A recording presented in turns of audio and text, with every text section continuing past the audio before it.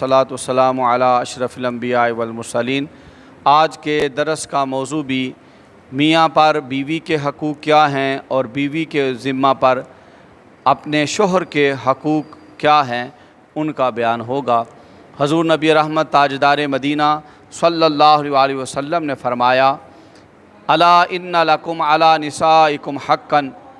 वली निसाइकुम अलैकुम हक्कन। फ़रमाया, बेशक तुम्हारे लिए तुम्हारी बीवियों के ऊपर तुम्हारे हकूक़ हैं और तुम्हारी बीवियों के लिए तुम्हारे ऊपर कुछ हकूक़ हैं। फिर नबी करीम ने फ़रमाया कि तुम्हारी बीवियों के ज़िम्मे पर जो तुम्हारा हक़ है वो उनमें से एक हक़ ये है कि जिसे तुम पसंद नहीं करते वो उसको तुम्हारे बिस्तर पर ना आने दें। दूसरा हक़ ये है कि जिस बंदे के तुम घर में आने को पसंद नहीं करते तो वो औरतें उसको अपने घर में ना आने दें। और फिर हज़ूर ने फ़रमाया कि बीवियों का तुम्हारे ऊपर हक़ ये है कि उनके लिबास और उनके खाने के मामले में तुम उनके साथ हुस्न सलूक करो। इसी तरह नबी रहमत ताजदार मदीना सल्लल्लाहु अलैहि वसल्लम से हज़रत मुआविया बिन हैदा रदियल्लाहु ताला अन्हु ने अर्ज़ की कि या रसूल अल्लाह सल्लल्लाहु अलैहि वसल्लम मा हक़्क़ु ज़ौजती अहदिना अलैहि, कि ए अल्लाह के रसूल सल्लल्लाहु अलैहि वसल्लम हम में से किसी की औरत का उस पर क्या हक़ है। तो नबी रहमत ने फ़रमाया है कि जो तुम ख़ुद खाते हो उसको खिलाओ, जो ख़ुद कपड़े पहनाते हो उस दर्जे के उम्दा कपड़े उनको भी पहनाओ। और फ़रमाया वला तदरिबिल वजहा, याद रखना अगर किसी वजह से मारने की वो सूरत हाल पैदा हो गई है तो उसके चेहरे पे ना मारना। और फिर फ़रमाया वला तुक़ब्बिह, औरत को ये कहना कि अल्लाह तुझे कभी करे, उसकी इज़्ज़त नफ्स का ख्याल रखना। और वला तहजुर इल्ला फिल बैत, और अगर तुम्हारे दरमियान कता तलकी हो जाए तो ये घर के अंदर ही कता तलकी रखना, इसको बाहर ना फैलाना और इज़्ज़त नफ्स को मजरू न करना। इसी तरह नबी रहमत सल्लल्लाहु अलैहि वसल्लम ने यहाँ तक बयान फरमाया है कि तुम में से अकमलुल मुमिनीना ईमानन अहसनुम खुलुकन व खयारुकुम खयारुकुम लिनिसाइहिम। फरमाया सारे मोमिनों में से ज़्यादा ईमान के मुकम्मल होने के एतबार से वो है कि जिसका अखलाक सबसे अच्छा है। और फरमाया तुम में से बेहतर वो हैं जो अपनी औरतों के हक़ में बेहतर। इसी तरह नबी रहमत सल्लल्लाहु अलैहि वसल्लम की बारगाह में एक दफ़ा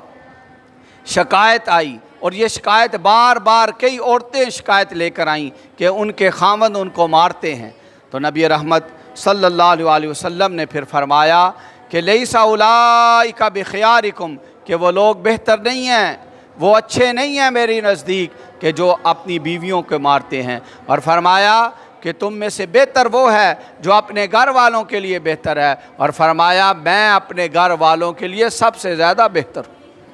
और इसी तरह नबी रहमत सल्लल्लाहु अलैहि वसल्लम ने औरत पर जो खामद का हक़ बयान किया है उसका भी ज़िक्र करते हुए नबी रहमत सल्लल्लाहु अलैहि वसल्लम ने फरमाया कि जब मर्द अपनी बीवी को अपने बिस्तर पर बुलाए और उसे कोई उस तरह का शरी या जिस्मानी उज़र ना हो और वो ना आए एक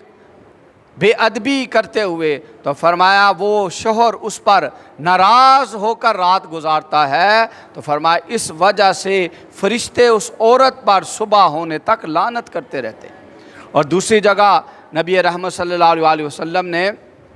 फरमाया उस ज़ात की कसम जिसके कब्ज़ा कुदरत में मेरी जान है कि जब मर्द अपनी बीवी को अपने बिस्तर पर बुलाए और वो बेअदबी करते हुए इनकार कर दे तो फरमाया आसमान के फ़रिश्ते भी उस पर नाराज़ हो जाते हैं यहाँ तक कि उसका शोहर उस औरत पर राज़ी हो जाए। और फिर नबी करीम सल्लल्लाहु अलैहि वसल्लम ने यह भी फरमाया कि जब मर्द घर में हो और तो औरत जो है वो नफली रोज़ा ना रखे, हाँ अगर रखना है तो अपने मर्द से इजाज़त लेकर रखे। यहाँ तक हक़ बयान किया कि अगर उसको कोई जिस्मानी ताल्लुक़ ख्वाहिश है तो वो उसके लिए कोई ये परेशानी का सबब ना बने। फिर नबी करीम सल्लल्लाहु अलैहि वसल्लम ने ये फ़रमाया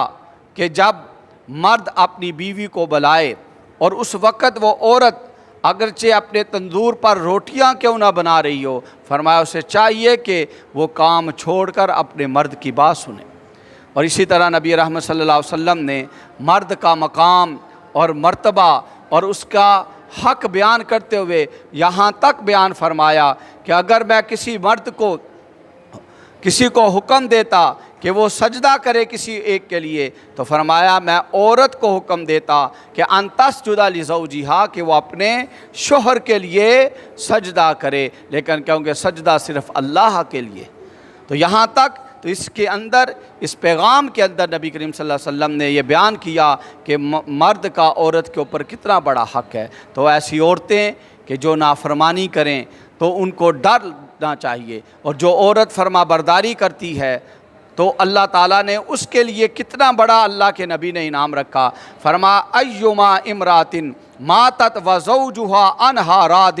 دخلت الجنہ، فرمایا جو عورت دنیا سے جاتی ہے اس حال میں کہ اس کا شوہر اس پر راضی ہے، میرے آقا تاجدار مدینہ نے فرمایا وہ جنت میں داخل ہو جائے۔